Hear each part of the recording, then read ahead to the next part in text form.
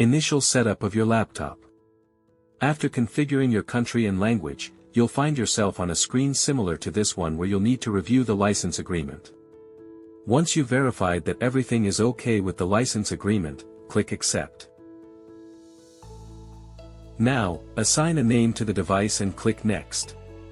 You can also skip this section by clicking Skip for now.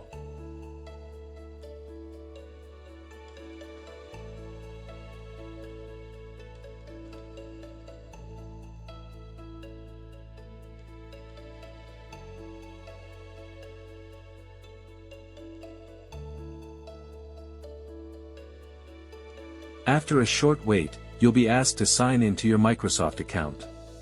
If you don't have one, you'll need to create one. This step is required for computer setup, so log in by entering your credentials and clicking Sign in. In my case, I've decided not to sync my Microsoft account with this computer's Windows. Now you'll need to decide whether you want to use your fingerprint to access the computer more quickly and securely. I'll skip this step for now. Now, create a PIN and click OK. In the following screens, you'll be asked for a series of permissions that you can decide to grant or deny. You'll also be asked for location permissions. To search for your device. To send diagnostic data to Microsoft. To send diagnostic data to improve pen input. And to get personalized experiences for suggestions, ads, and other features.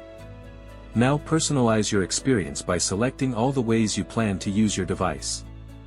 If you don't want, you can skip this step.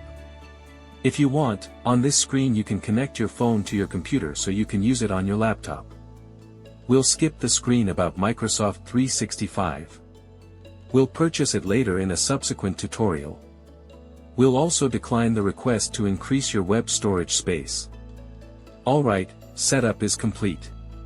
Don't turn off your computer until the process is complete, which may take a few minutes.